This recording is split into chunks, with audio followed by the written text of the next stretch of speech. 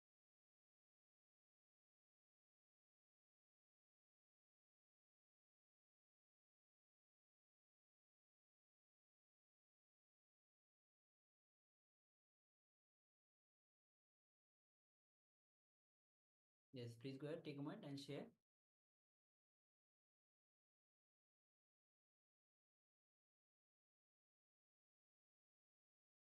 Yes, Mahamudra shares white, yellow, and dark. Thank you, Ma, for sharing.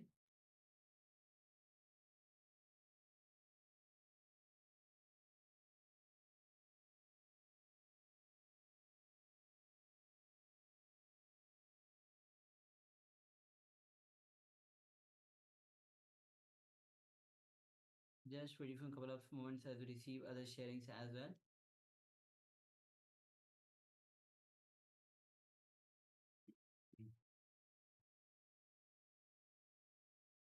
Meanwhile, you are sharing. We'll be projecting the image that we had shown before. Okay, we have Nanda Garupi that shares as well. Gray, orange, white, gold, tangerine, green, wall, plant, water, mountain, fish, and pool. Yes, thank you very much for sharing, Mananda Garupi. Thank you. Yes. So now let's project the image. Yes. As you can see, it is a very large house. You can see stairs going upstairs. So we have a staircase going upstairs. You can see a large living room with lots of sofas, a fireplace, a nice, very cozy fireplace, and nice TV, large TV in the center, and nice color scheme, and lots of lighting, ceiling lighting, wall lighting, a nice chandelier as well. So yes, quite a few things. You can see wooden floorboards as well. So yes, a very nice setting for a very large house.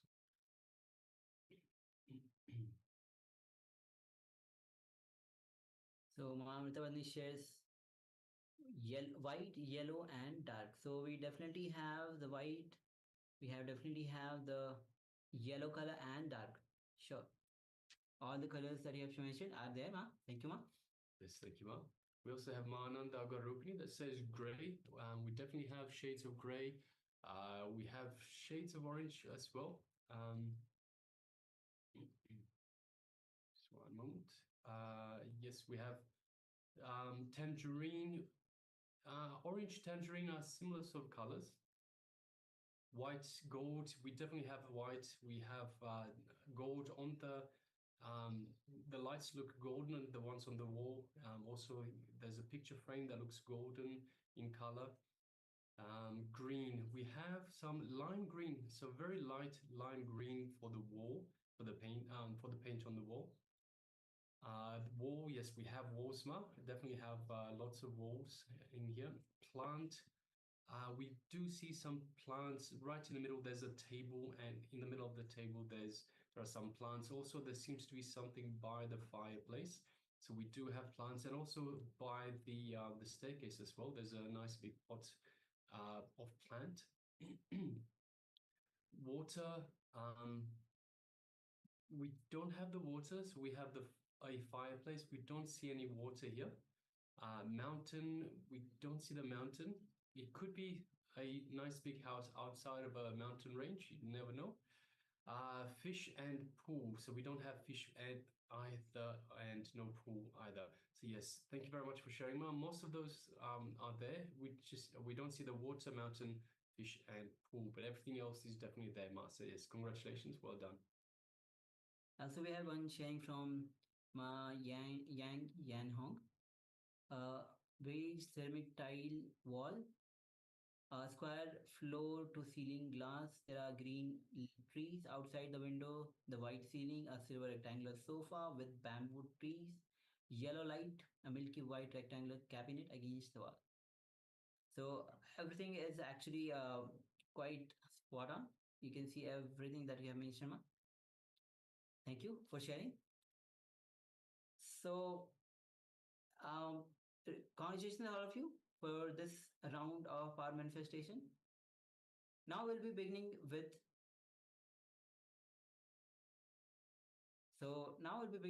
the today's session, and The next session is going to be on the introduction to three bodies, as today we are going on sessions which is going to be on the Shakti Spurana, the flowering of the energy. So the first this is going to be the introduction to the three bodies by Swamiji himself. So please come to the space of listening.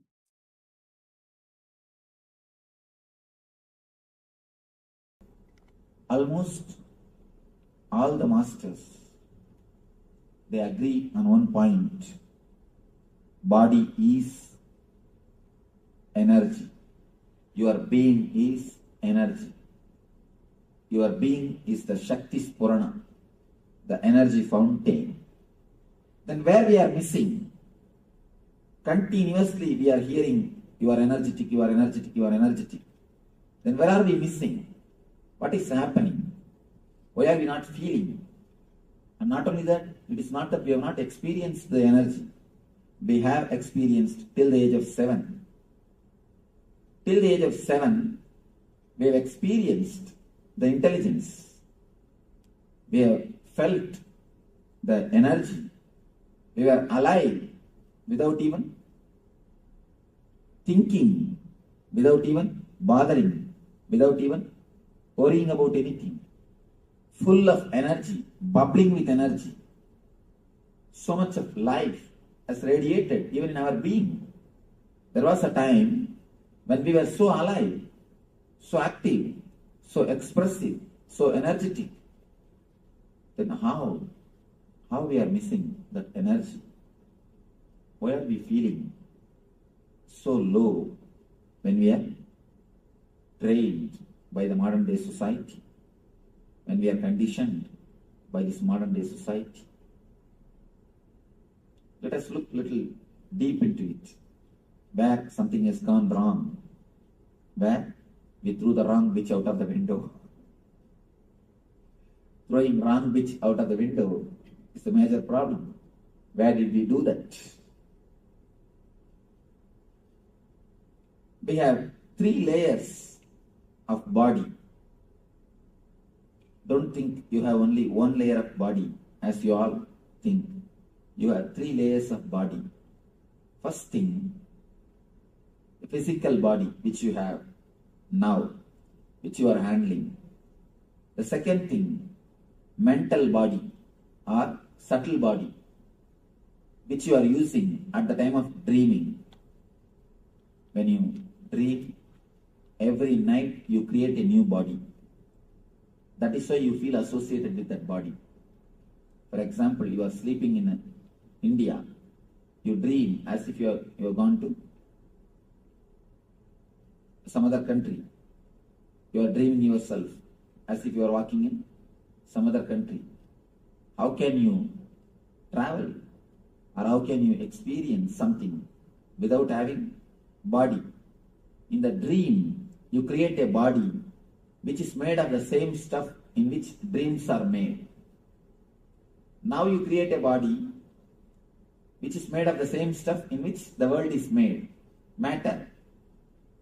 That time you assume one more body which is made of the same stuff which is created in the same dream stuff, and you associate yourself with that body.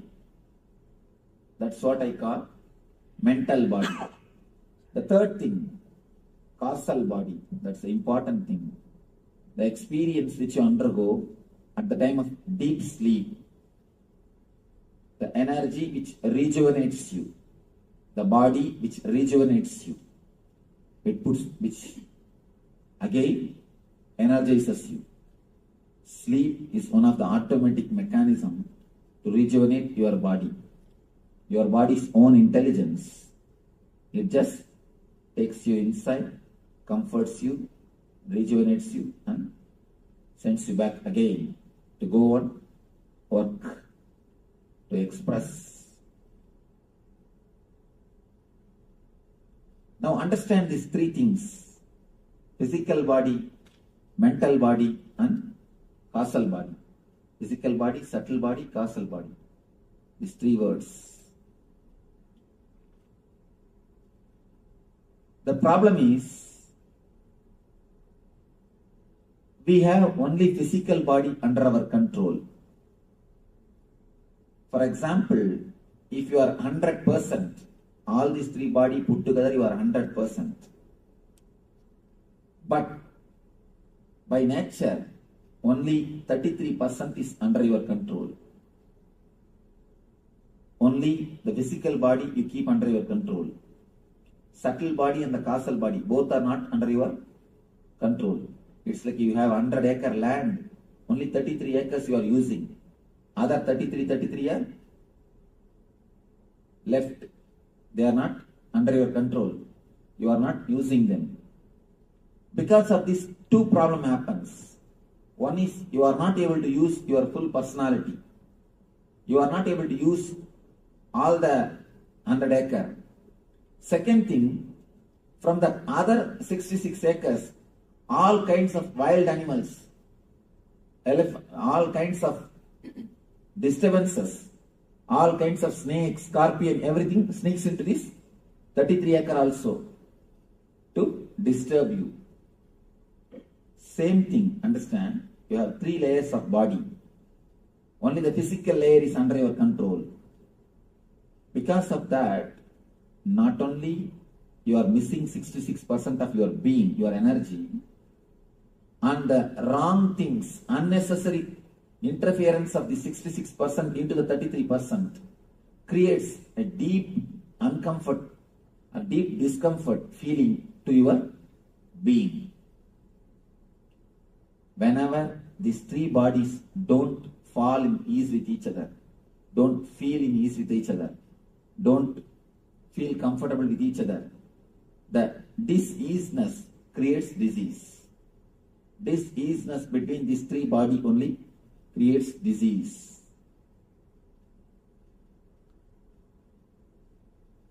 Whenever your subtle body unnecessarily enters into the physical body, you feel restless. Subtle body means filled with thoughts. When it enters into the physical body, you feel restless. Wherever you are, you don't stay there. If you are here, your mind is somewhere else. We can be sure about that. Continuously you feel restless. What next? What next? What next? What next? Restlessness and the psychological dissatisfaction is the main reason for all the psychosomatic disorders. All the psychosomatic disorders is the only one reason. One important thing. Now the doctors are coming up with a conclusion. Even the accidents are your invitations. We are thinking accidents are accidents, but there is so much of research done by the people. They are coming up with a new data, new informations. Unless you invite, unless your mind is ready, unless you are asking, accidents don't happen. They call it the power of coincidence. There is no such thing as coincidence happens on the planet Earth. If you don't know the cause, then you say it's a coincidence. Everything happens only with cause and effect. There is nothing on the planet Earth which happens without the cause. Can anything happen without cause? Only cause and effect. If you know the cause, you say cause and effect. If you do not know the cause, you say it is just coincidence. We may not know the reason, but there is no such thing on the planet Earth which happens without cause. Everything happens only with cause. Even if the accidents are proved, they have cause. They have invitation from your side. Can't we understand the diseases are nothing but our own creation? And one more thing, important fact. Every part of your body has got its own life. For example, liver is replaced once in 12 months. Every 12 months, your liver is replaced totally. Not even one cell, one atom is left. Total liver is replaced in every 1 year by your body. Same way, every part of your body is continuously getting replaced. Continuously getting replaced. You create new part, and the old part by and by dies. Slowly the dead cells are removed and new cells are created and the part is replaced. In this process, your thinking system, your subtle body, your mind involves very much. Your mind plays a major role in the new creation or updating your body. In the East, there is a beautiful science called Samutrika Lakshanam. Means they will tell your character just by seeing your body structure. Just seeing your body structure, your character will be very clearly explained. It's a science. It's not a belief. It's not a superficial prediction. Science. They will tell your character very clearly, exactly inch by inch, just seeing your body structure. Because the Eastern mystics have discovered long time ago, your mind plays a major role on creating your body. So, your mind is the experience, body is the expression. Your body is the expression, mind is experience. As the experience, so will be the expression.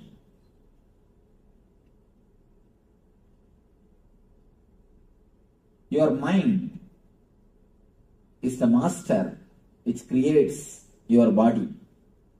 Your mind plays a major role in creating your body. It is your body which is the expression of your mind. I think after the end of every session, you will have a gap. Remember, recall and take notes. If you take notes, then I will have to wait. After every session, you will have a small gap. You can remember and take notes. Few people used to tell me, Swamiji, we forget by the time. If you will forget within half an hour, then what is the use of class? What is the need of even attending the discourse? Anyhow.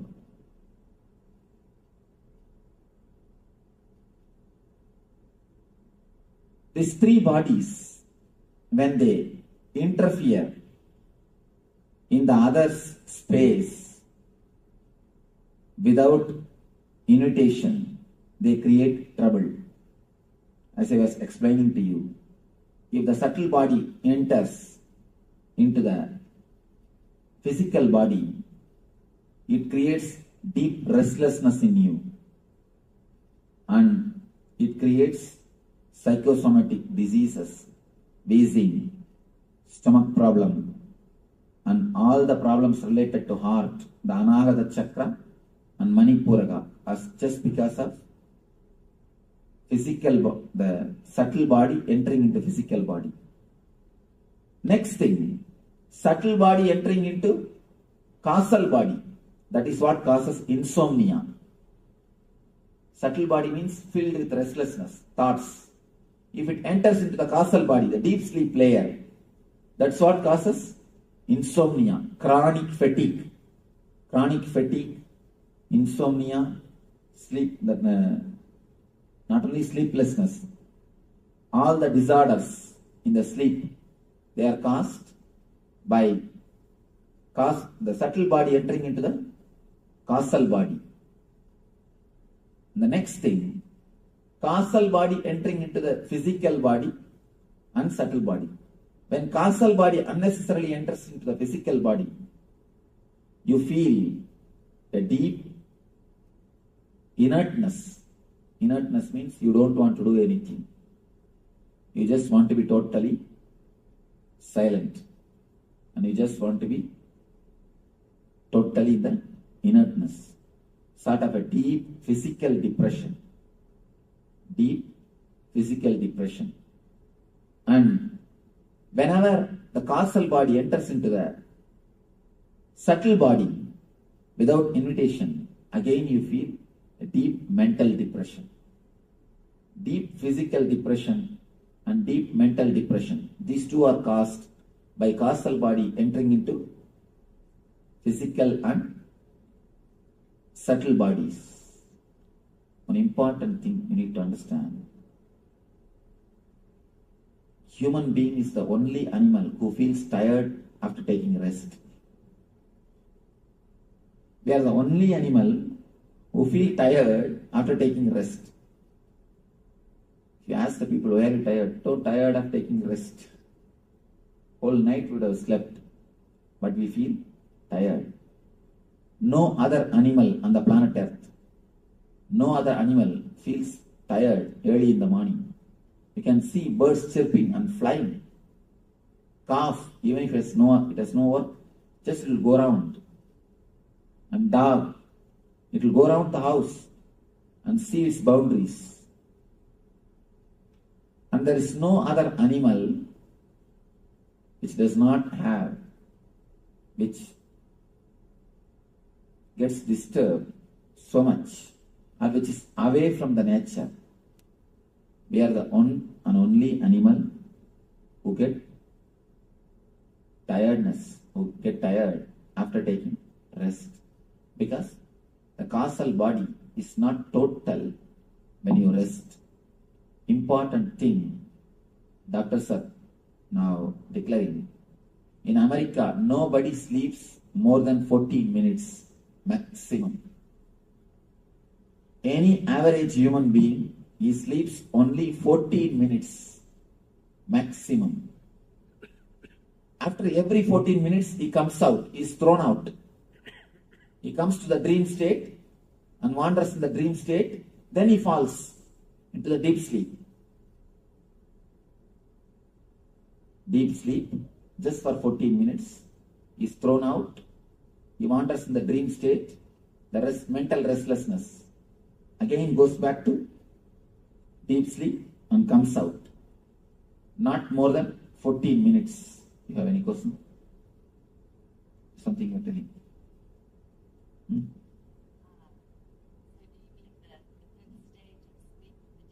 Yes. I mean, when I say sleep, I mean the total deep sleep. Dream state is not sleep. Please be very clear. Dream state is one of the disease. Let me explain. When it comes to the second layer, I'll explain how the dream state is disease. Only maximum 14 minutes the person rests average in America. And in the eastern countries, the much poor countries, especially India, they did the test. It's a 36 minutes. Look, where is 14 and where is 36? The maximum time they can have in the deep sleep state, they can be in the causal body, is 36 minutes. Only here 14 minutes. Then understand how much our inner layers are disturbed. How much the inner layers are unease with each other, disease with each other. I have seen many of our devotees, even in the night time, even when they are out of the office, when they are in the home, when they are sitting, I could see their eyes are just thinking and working. They will be sitting, but their eyes are thinking and working continuously, even in the night time. Our guys, even in the office, they don't work. Even in the office, our guys don't work. If God gives His grace, if He finds too tired of taking rest, then He may move some file here to there or there to here. That's all. Again, rest. Nothing else can be done. Anyhow, 14 minutes is the maximum time. Understand, it is 14 minutes is too bad. Of course, I'm not telling people should not work or anything, but it's almost like selling your whole being. You are selling your sleep to purchase the bed. To purchase king size bed, you are selling your sleep. To purchase a drawing, you are selling your eyes. According to me, you can work the same amount of the work which is done by an American citizen, and you can have more sleep than an Indian citizen. This both can be joined with the right meditation technique. With the right meditation technique practice, because you have tremendous potential energy. Not that I am telling this as a thesis or a theory. I have already worked with 30 people. With a group of 30 people, I already experimented the whole technique. Whatever I am going to speak to you today, I have already experimented more than 1 year. More than full 1 year, we did an experiment with these ideas. Just only few months ago, I designed this whole program. We are continuously working like a laboratory on these great ideas. When we prove solidly, it does not create any side effect. It creates only positive effects, and it creates only the right results. Only then I bring it out to the market. Now I tell you, we have worked on this technique and proved it. Not only these techniques are foolproof, they are giving tremendous results. And now, at least in our ashram, people sleep hardly 2 hours. They work at least almost 22 hours continuously, and again they are filled with energy. Nothing. Right food, right understanding about sleep, and right meditation. Over. Nothing else. Only these three things.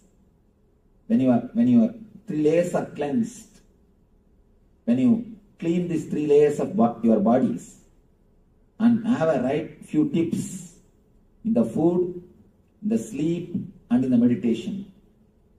These 3 are the basic thing. Then automatically you will see you are able to express tremendous energy. At the same time, you are able to have the deepest possible rest. Both will continuously happen at the same time. And this course is, I call this course as a get well course. Understanding about these 3 layers, first will remove the diseases from you.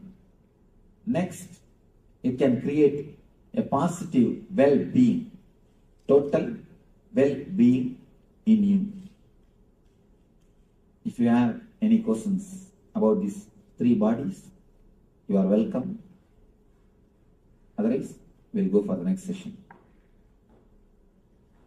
Any question? Yes.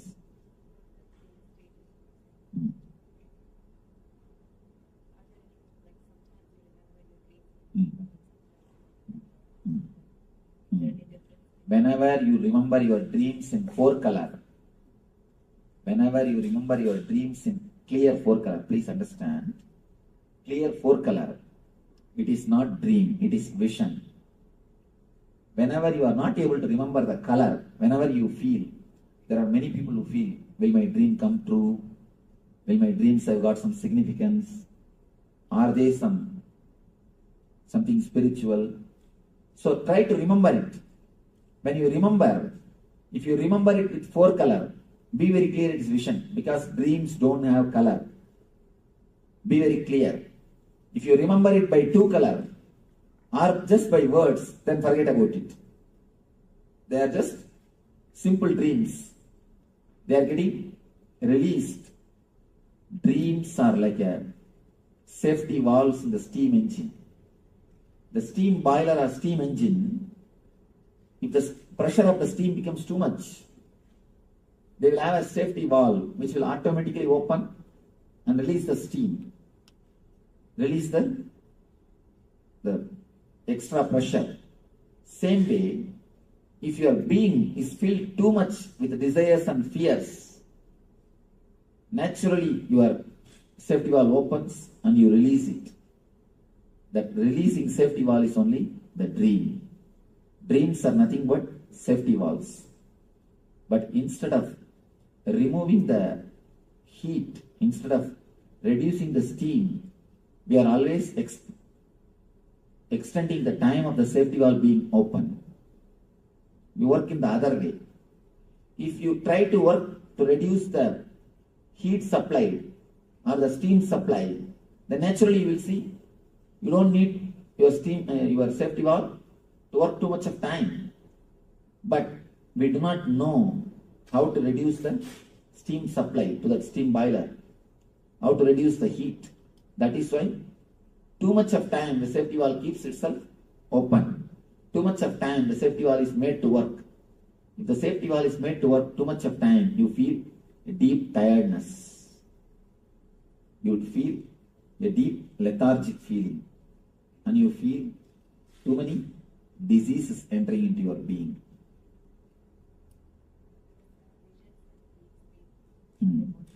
Visions in deep sleep are nothing but the visions in the normal time. Both have got same meaning, same thing. Why that in the deep sleep vision starts happening? Your logic is resting. So that time relating and feeling the divine is easy. Now even if you get the vision, you will ask for ID card, whether it is real or true. That time you won't ask for ID card. That is why you get more visions at that time. Subtle body is your mind. Causal body is not your mind. In causal body, your very basic base itself does not exist. You become one with your basic energy. So in causal body there is no mind. Only in subtle body there is mind.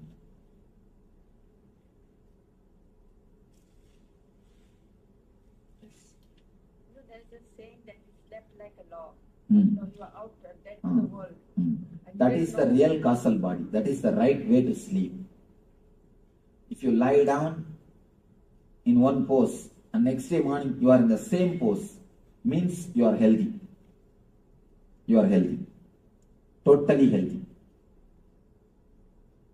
Kids, see the kids.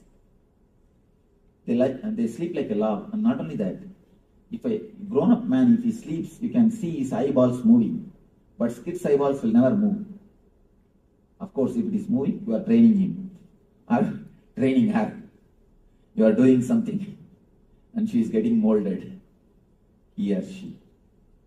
When you are in deep sleep, your eyeballs will never move. What does color of dreams mean? You see color in the dreams. What does that mean? 4 colors. When you remember your dreams, if you can remember the dreams in 4 color. 4 color means as you are seeing the world now. When you remember the dreams, you can never remember them with colors. You can only remember the scenes in a vague way. It will not be so clear and solid like this. If you can remember in the 4 color, just like this, then you be sure it is not simple dream. It's something more deeper than a dream. You see the people also. People or anything with color means. That means it's real. Real or some information to you. It's from superconsciousness, not from unconsciousness. Any dream which appears in a clear 4 color, which is remembered by you. You see, when you dream, always things look 4 color. Only when you come out, it becomes 2 color. So even in this existence, in this physical body, if you can remember in 4 color, then be sure it's not an ordinary dream. Yeah. Talked about causal body going into the subtle body going into the causal, what that causes. One thing. Confusing. I don't understand how differentiation. Physical body means this body. Subtle body means continuous thinking are continuously boiling inside. Causal body means a deep rest, a total rest.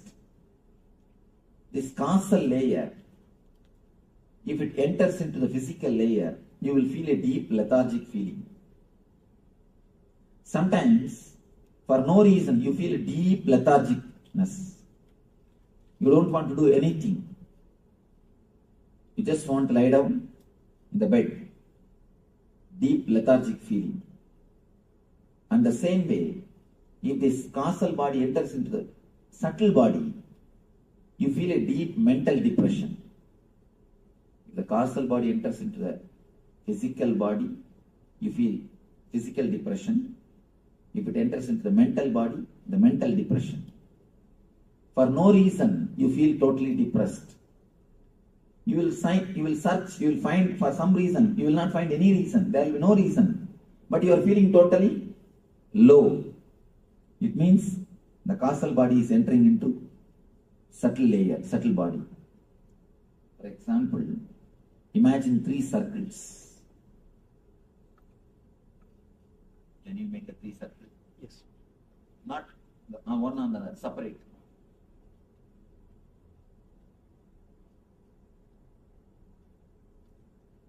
Next. Separate. Make big 3 circles.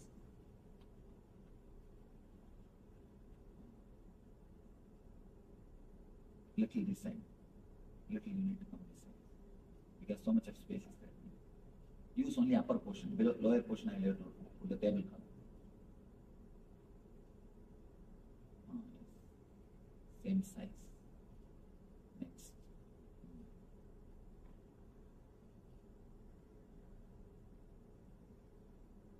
Yes, next.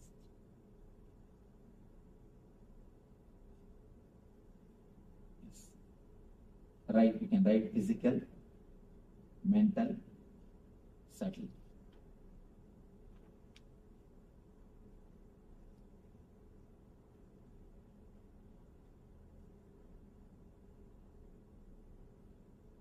PL and causal.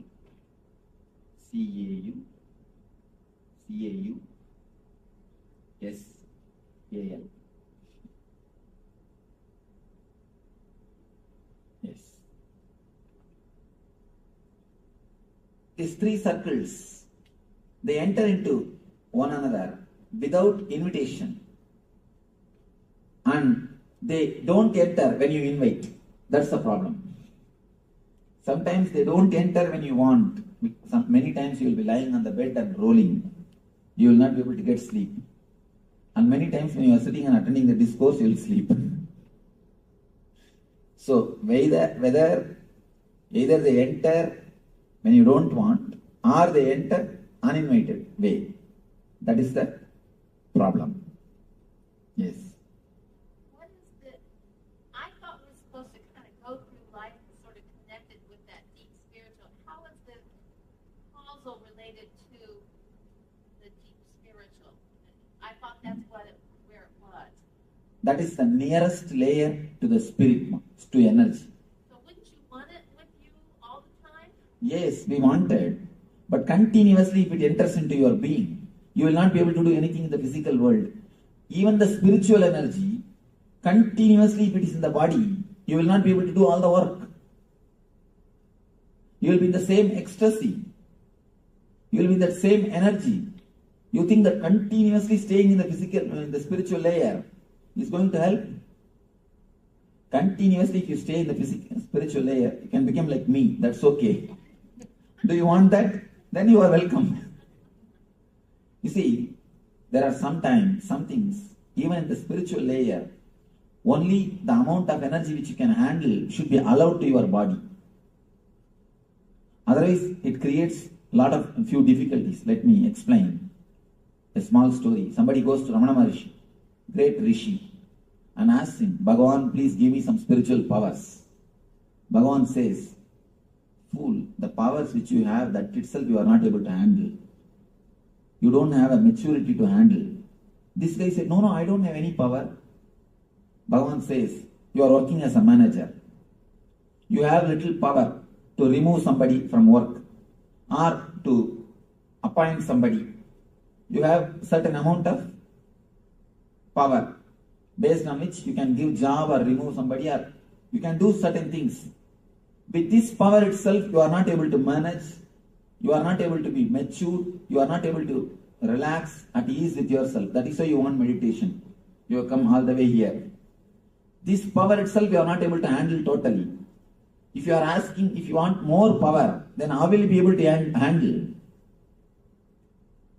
Sometimes, even asking more power is going to disturb. Is going to disturb. You must have enough of intelligence to handle the power. If you have enough of intelligence to handle the power, you will do good things. See, the whole world is suffering because the power is in the guys who are not able to handle it. Why so much of suffering? So many wars. Tell me, why so many wars? The power is there, but they don't have enough of maturity to handle it. That is why we go and hurt others. And then they have to hurt us. You understand?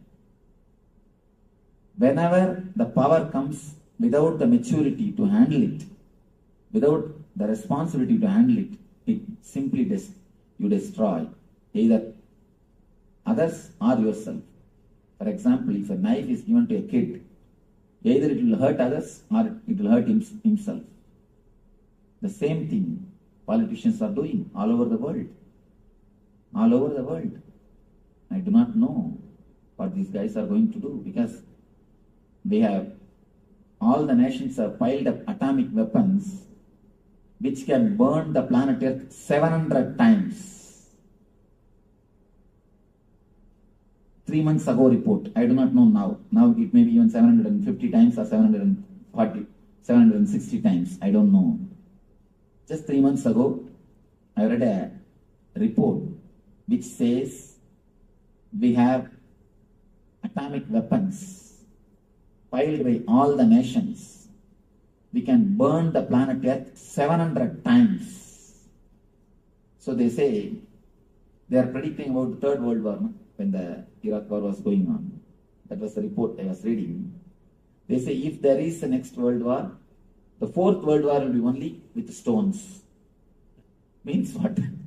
The next generation. Again, the whole humanity has to start. Fourth World War can never be with weapons. It can only be with stones. Because again the tribals has to be created and the new planet Earth only has to be created. We have created the atomic weapons which can destroy 700, which can burn the planet Earth 700 times. Then imagine, so much of power without intelligence is getting accumulated. That's what I always tell people, either meditation or global suicide. Whether you meditate and become more intelligent and spread more intelligence, or we are going to commit global suicide. No other choice. Okay. Yes.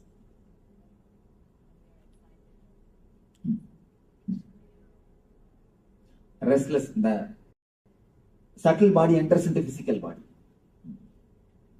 Subtle body enters into physical body.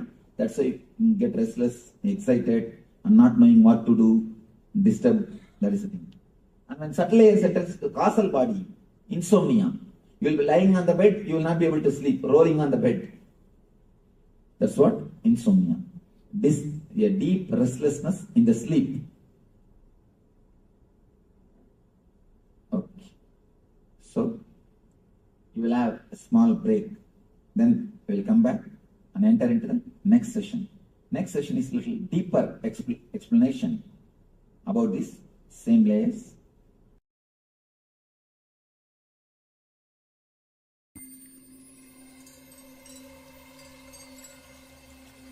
I welcome you all with my love and respect.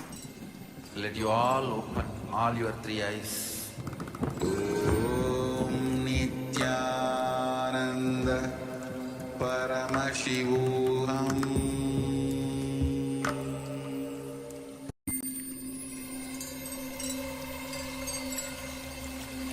I welcome you all with my love and respect. Let you all open all your three eyes.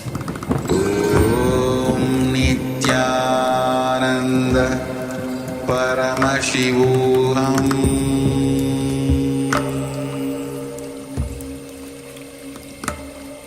Om Nithyananda Paramashivoham.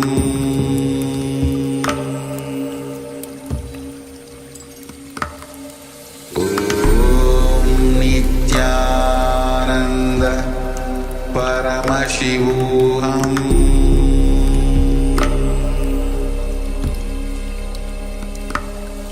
Om Nithyananda.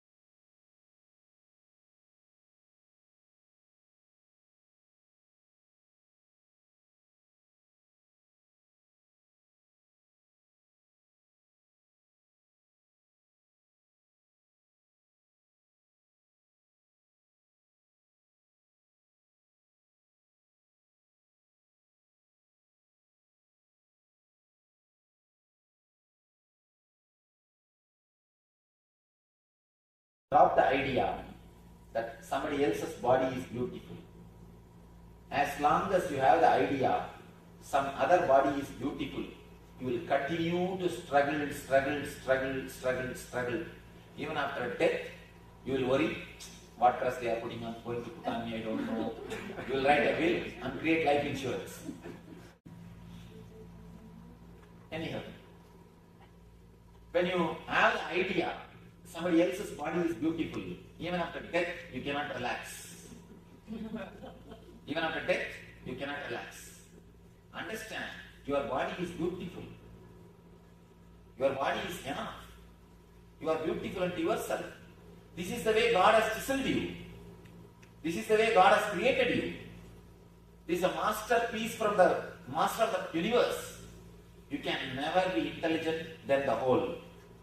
Can you be intelligent than God? Can you be intelligent than the whole? Part can never be intelligent than the whole. Craving or seeing, thinking somebody else is beautiful will make you as a split personality. Will not let your intelligence, biointelligence, be totally alive. You will not appreciate, enjoy your whole body totally. A simple meditation technique to do two work. First work is to cleanse the energy blockages. Throughout your body there are so many energy blockages. Like a blood clot, there is a thing called energy clot. The energy blockages. If you can remove these energy clots, energy blockages, naturally your inborn healing tendency will be awakened. You will have your healing, the innate healing habit will be awakened. The quality of self-healing, the power to heal yourself will increase. That's the first step. Second step, awakening the intelligence, part by part. How are we going to do? There's an idea in Patanjali. Every part of your body is independently breathing, inhaling and exhaling. It's very strange, but true. Every part of your, don't think you are breathing only through nose. Through nose you take the air. Through the whole body you take the air energy. Prana does not mean air. Prana means air energy. Please be very clear. Prana means air energy. According to Patanjali, every pore takes the prana and sucks the prana and leaves the apana. It does the breathing, inhaling and exhaling. It takes the ether directly from the cosmos. Actually, I had my own doubt. Is this true? I met a yogi who was under the ground in Uttar Karnataka. He stayed under the ground in a closed tight container for 1 full year. 1 full year, no food, no water, no air. He stayed inside one full year. After the 1 full year, when he came out, suddenly actually when he came out, he had my darshan. Strange, I never knew him. He had my darshan. He came to the ashram to see me and to have a blessings. When he came, I asked him, how did you manage to do this? How are you able to do that? He said, this is the Sutra Swami. This is the Patanjali Yoga Sutra. Then I understood, even for modern men, it is alive. Then later on, I started scanning the technique consciously. Then I was able to understand, when ordinary plant can produce energy directly from sun, why not your body? It is intelligent. It has got intelligence. When you can awaken this intelligence, naturally you will take, food intake will be less. You will do meditation technique which is 2-step. Which has got 2 steps. First step is from the toe to head, step by step, we will tense and release the energy blockages, energy clasps. We will concentrate on it, tense, maximum pressure, create the maximum pressure in every region, so that whatever energy clasps are there, let them be evaporated. Create the pressure as if you will burst. We will go from toe to head, cleansing the energy clasps, and then from head to toe, inhaling and exhaling. That is going to be very tricky. You should visualize, if I say head, you are expected to visualize only this top portion, crown portion is inhaling and exhaling. Breathe through that area. Feel you are inhaling the prana, exhaling the prana through that region. Every pore, every hair hole, every pore is inhaling and exhaling. Feel your head is shrinking and expanding through inhaling and exhaling. Visualize it step by step. Then eyes. Visualize you are inhaling the prana, exhaling the apana through eyes. Then ears. Step by step. Continuously visualize. Continuously visualize. Continuously inhale and exhale. Continuously, step by step, finish the whole body. Don't stop at any portion, at any time. Whether you are going from here to tensing or coming from there to here relaxing. Don't stop. One more thing. After the leg, if I come to knee, remember only the knee. Forget about the leg. Don't bother about it. Don't think you should relax it. Don't think you should tighten it. Forget about it. Remember only the portion which I am guiding you. Step by step, will go up and come down. Any doubt in the instruction? You can start. I'll guide you step by step. Please tie the ribbon. Anybody diabetic? You can go and eat if you want something. Start breathing as slowly and as deeply. Inhale and exhale as slowly as possible, as deeply as possible. Let your hands be relaxed in the side.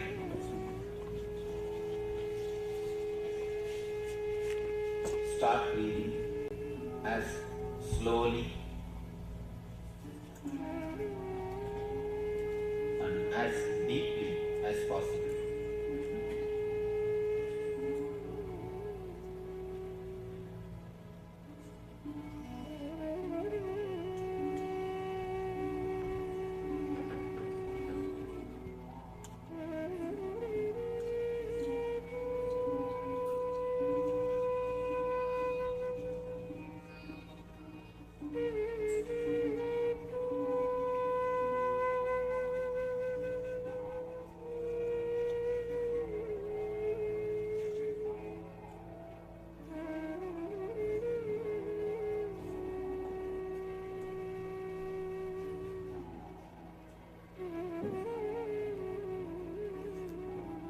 If you are heart problem, if you are a heart patient or expectant mother, only then. Otherwise, put your whole effort and do it.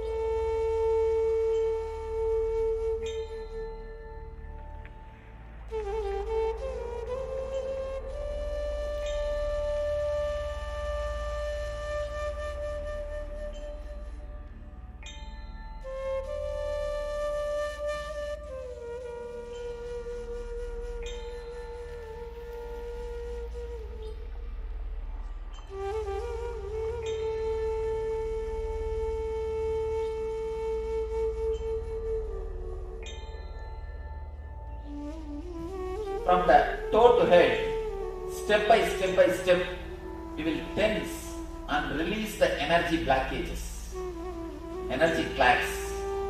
We will concentrate on it, tense, maximum pressure, create the maximum pressure in every region, so that whatever energy clasps are there, let them be evaporated. Create the pressure as if you will burst.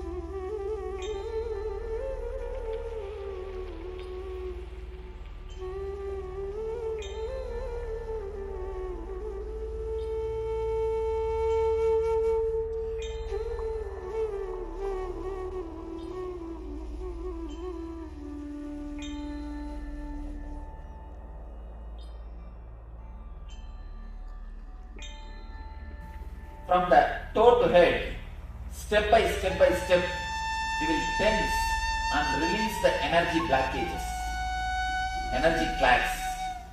We will concentrate on it, tense, maximum pressure, create the maximum pressure in every region, so that whatever energy clasps are there, let them be evaporated.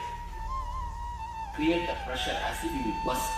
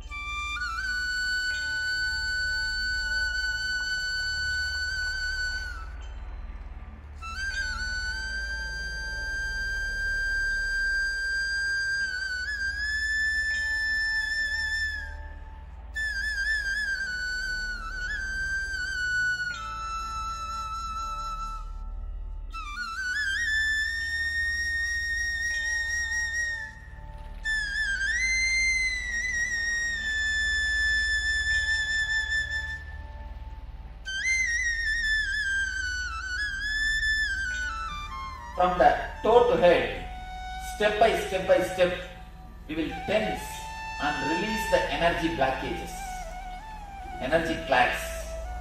We will concentrate on it, tense, maximum pressure, create the maximum pressure in every region, so that whatever energy clasps are there, let them be evaporated. Create the pressure as if you will burst.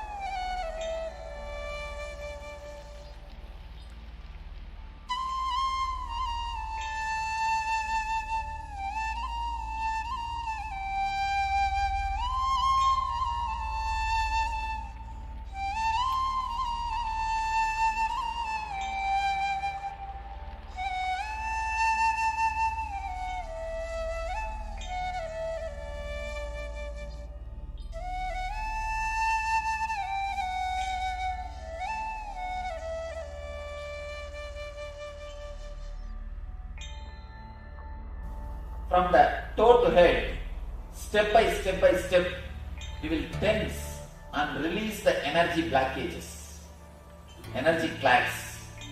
We will concentrate on it, tense, maximum pressure, create the maximum pressure in every region, so that the whatever energy clouds are there, let them be evaporated. Create the pressure as if you will burst.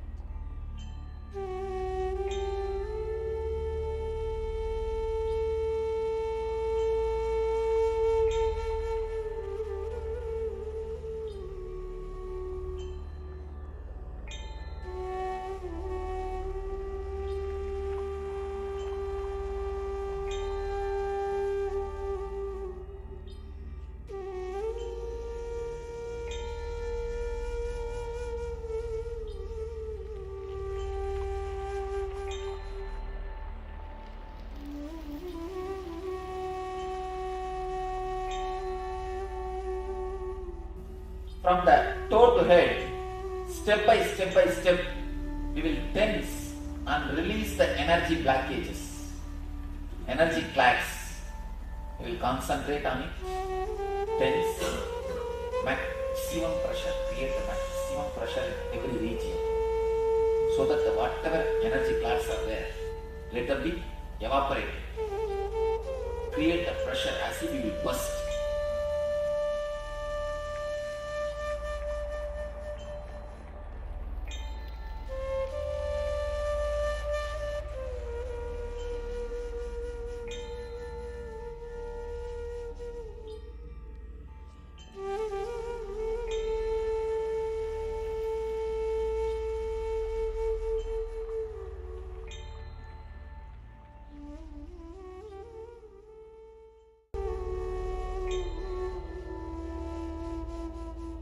Visualize it, step by step, then eyes. Visualize you are inhaling the prana, exhaling the apana through eyes, then ears. Step by step, continuously visualize, continuously inhale and exhale, continuously, step by step. Finish the whole body. Don't stop at any portion, at any time. Whether you are going from here to tensing or coming from there to here relaxing. Don't stop. One more thing. After the leg, if I come to knee, remember only the knee. Forget about the leg. Don't worry about it. Don't think you should relax it. Don't think you should tighten it. Forget about it.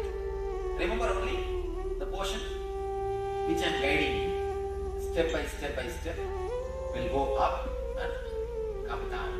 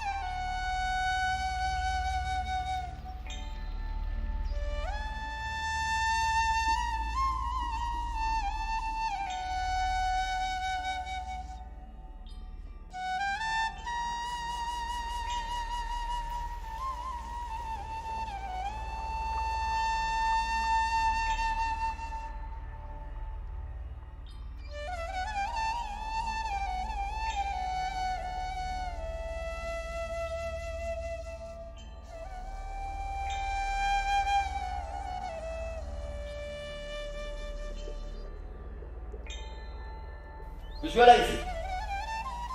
Step by step. Then eyes. Visualize. You are inhaling the prana, exhaling the apana through eyes. Then ears.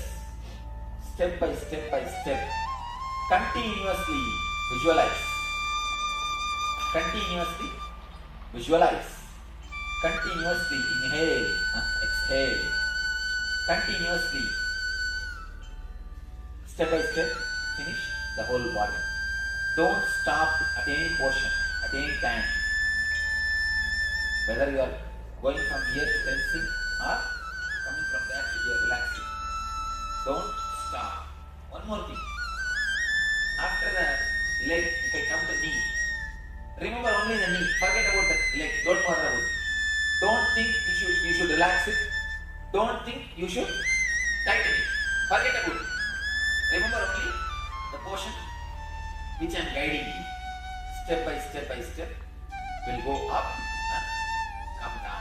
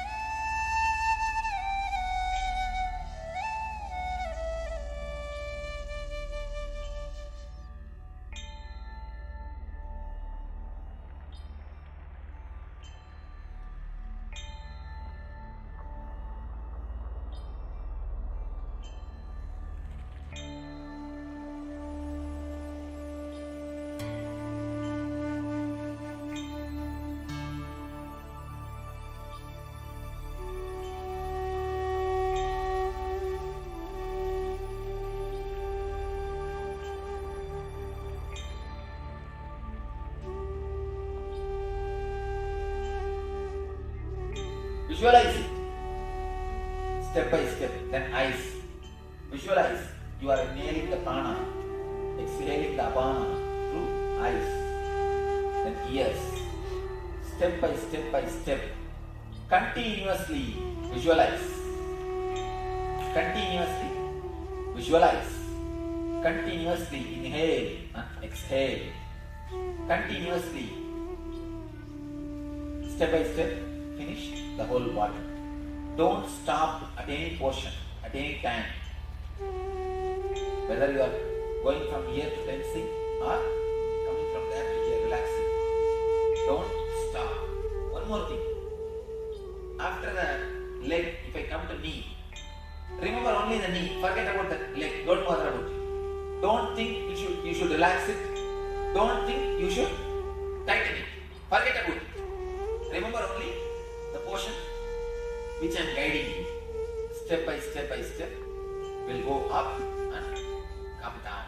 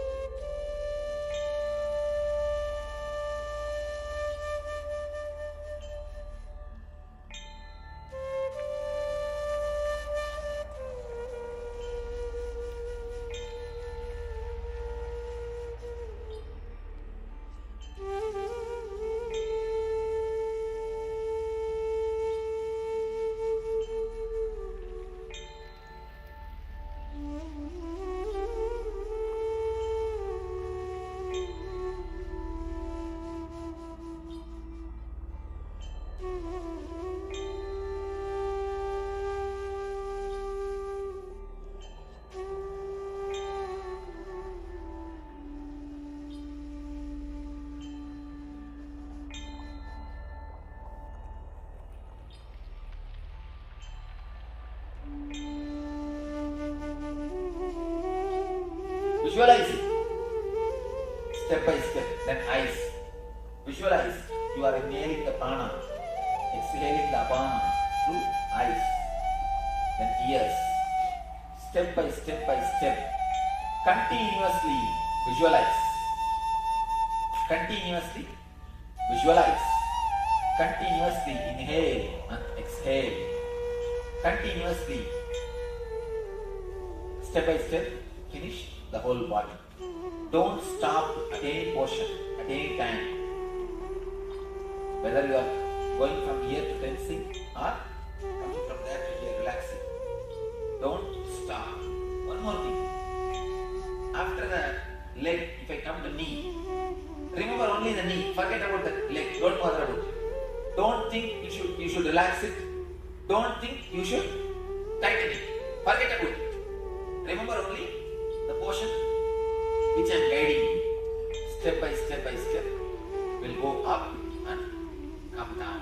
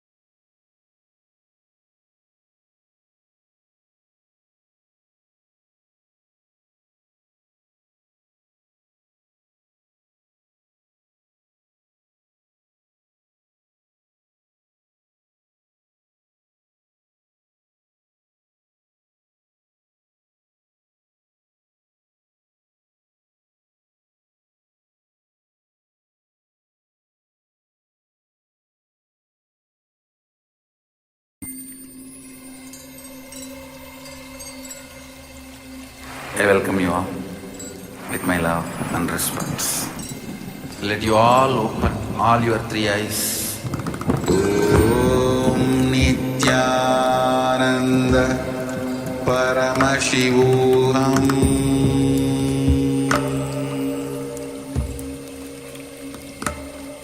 Om Nithyananda Paramashivoham.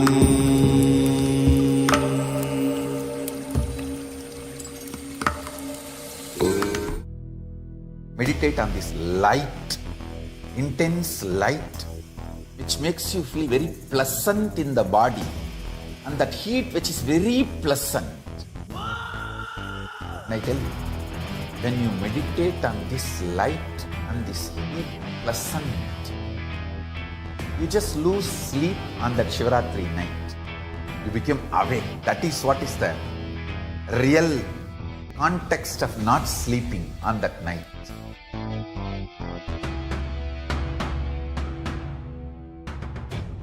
வரையிலும் வளர்ந்த ஜோதி ரூபனே தேன் சுவை தரும் தமிழ் தலைவனே மான் மகிழ்வினை ஏந்தி நிற்கும் ஐயனே கைலாசம் தந்த நித்யானந்தனே நித்யானந்தம் நித்யானந்தம் அண்ணாமலையே சிவரூபமாய் வீற்றிருக்கும் குரு நித்யானந்தனே நித்யானந்தம் நித்யானந்தம் அண்ணாமலையே சிவரூபமாய் வீற்றிருக்கும் குரு சிவரூபமாய் வீற்றிருக்கும் குரு நித்யானந்தமே நித்யானந்தம் நித்யானந்தம் அண்ணாமலையே சிவரூபமாய் வீற்றிருக்கும் குரு நித்யானந்தமே.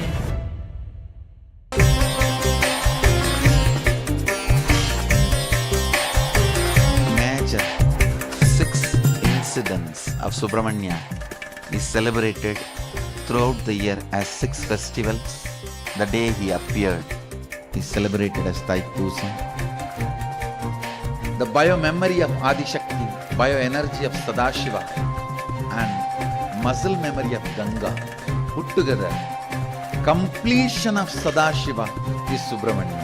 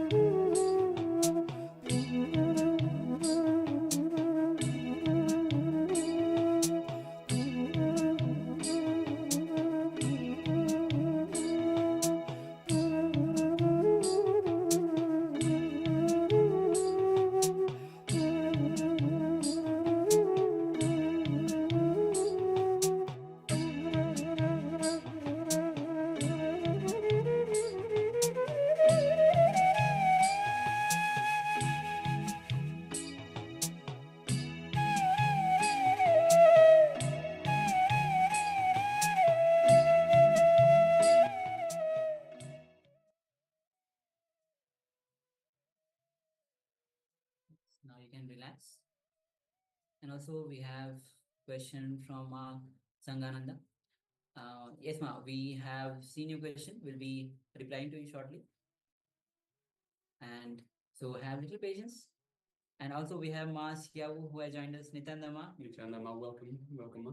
Good to have you with us. Good to have you with us. And make sure that you're available, and any questions that you have, any doubts that you have, anything that you're feeling, or any experience you want to share about the Paramashivoham program, how the Paramashivoham program itself has helped you in so many ways, you can share that as well, because the moment you share, you don't know how which it will reach to the people who are looking for the solution.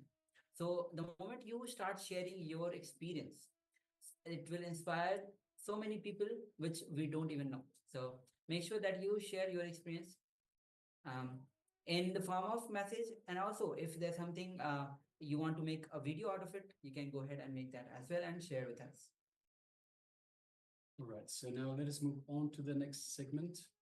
So Ma Sangananda, we will be replying to you shortly. We'll be going to the next segment first, Yes. and then we'll be addressing Ma. So the next segment is the power manifestation segment. And today's power is the power of remote scanning. So for this round of power manifestation, ourselves, the acharyas, have a number of objects in front of us.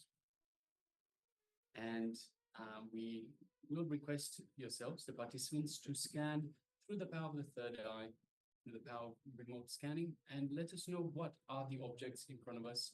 Give us the details about those objects. So let us begin. Requesting everyone, let us sit comfortably with the head, neck, and spine in a straight line. Let's just take a couple of long, deep breaths in and out.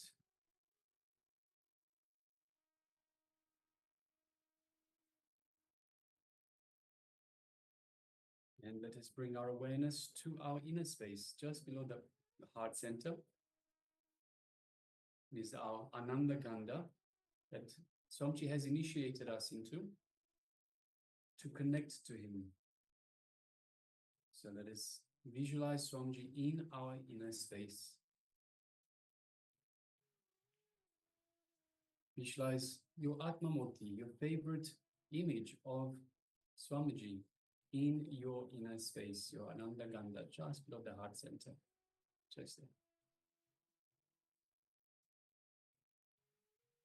And feel the feeling connection to Swamiji. So connect to Swamiji through that image, through that Atma Murti.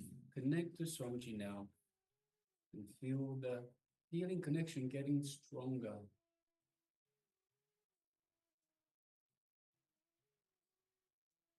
Feel the love, the compassion, and the infinite grace radiating from Swamiji, from your inner space. Showering all of that onto you.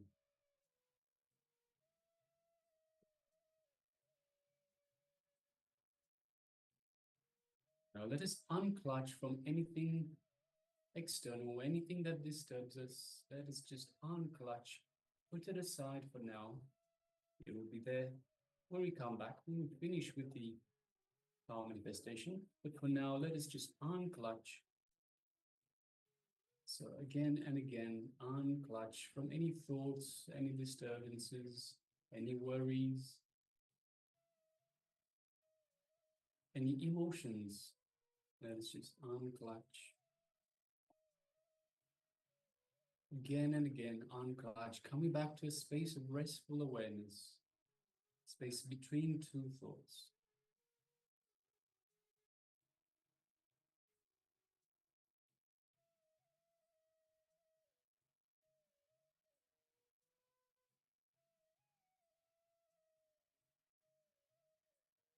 Now let us bring our awareness to the third eye, just between the eyebrows, the Anya chakra. And just gently look through the third eye into Swamiji's third eye. So visualize Swamiji in front of you and just gently gaze through the third eye into Swamiji's third eye. As you do so, you feel a connection to Swamiji's third eye, an energetic connection, and feel this energy get stronger. Feel the energy build up, a gentle energy building up in your third eye. As you continue to gaze into Swamiji's third eye.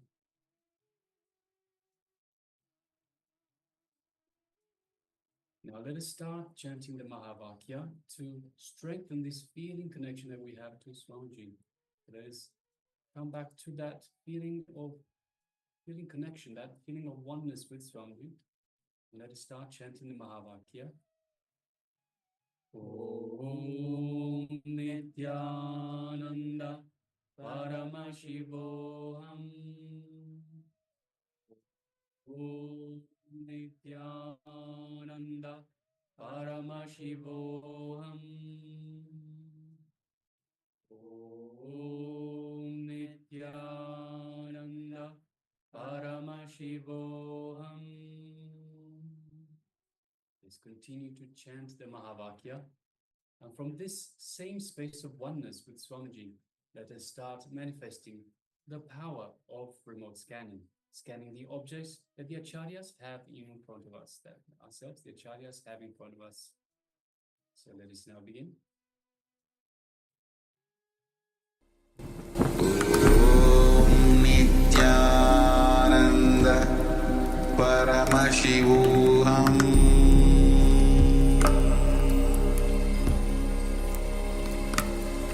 Om Nithyananda Paramashivoham.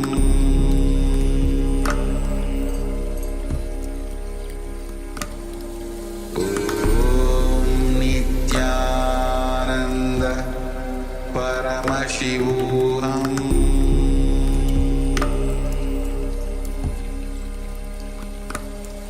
Om Nithyananda Paramashivoham. Paramashivoham.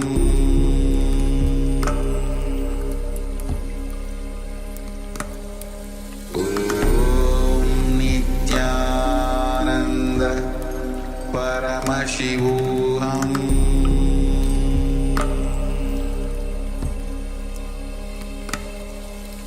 Om Nithyananda Paramashivoham.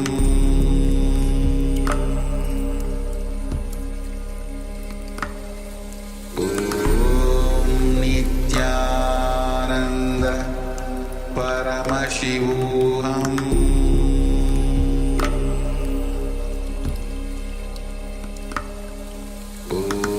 Om Nithyananda Paramashivoham. Om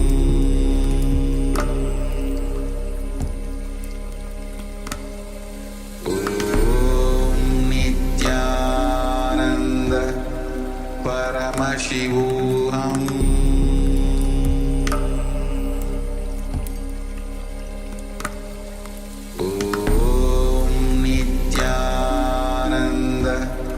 Paramashivoham.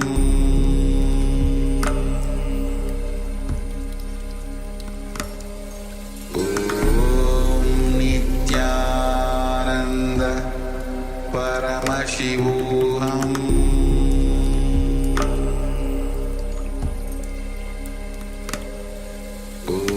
Om Nithyananda Paramashivoham.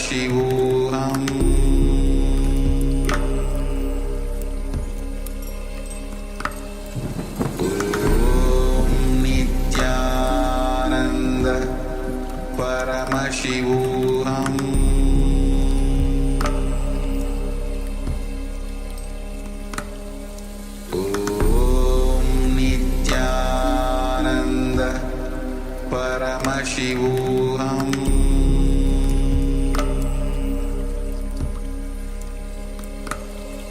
Om Nithyananda Paramashivoham.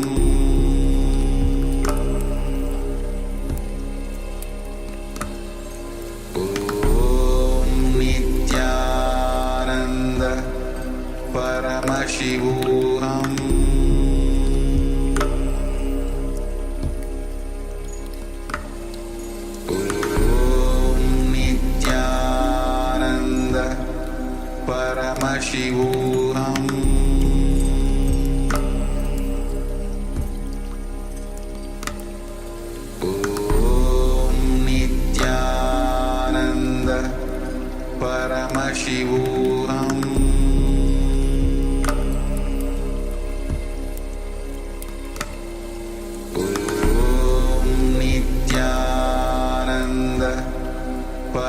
Paramashivoham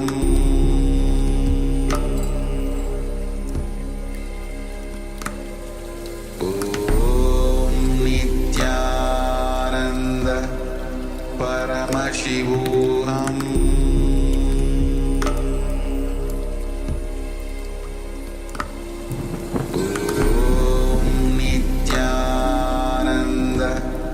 Paramashivoham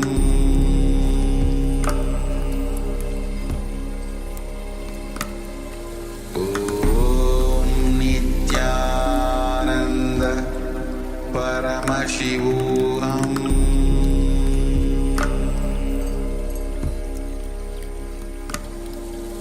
Om Nithyananda Paramashivoham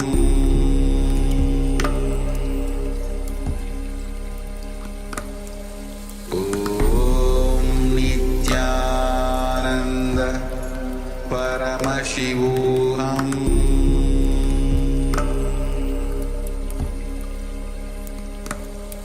Om Nithyananda Paramashivoham Om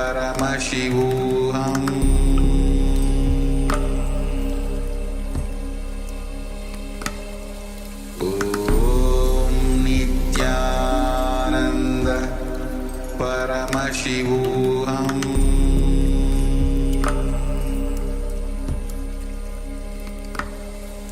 Om Nithyananda Paramashivoham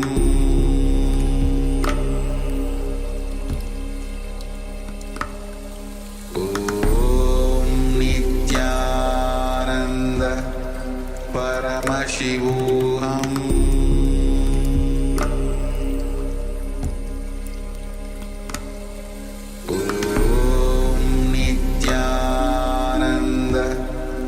Paramashivoham Paramashivoham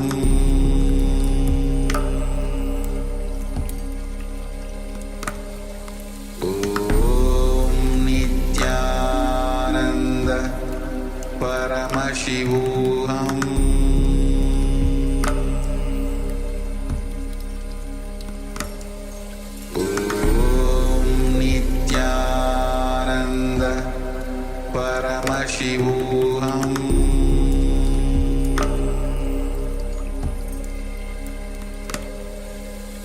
Om Nithyananda Paramashivoham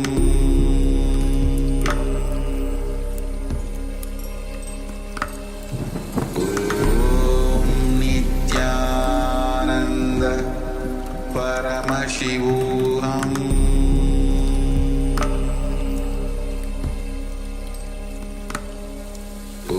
Om Nithyananda Paramashivoham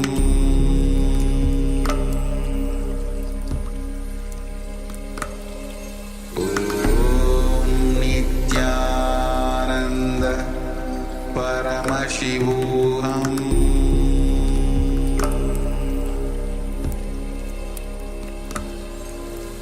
Om Nithyananda Paramashivoham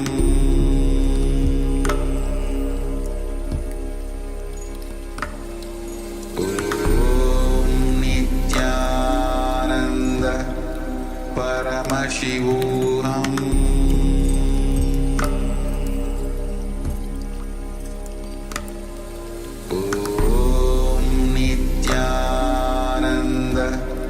Paramashivoham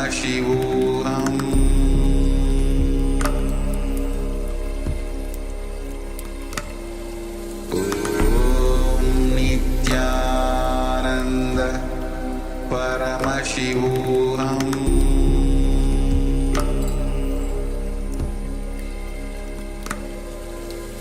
Om Nithyananda Paramashivoham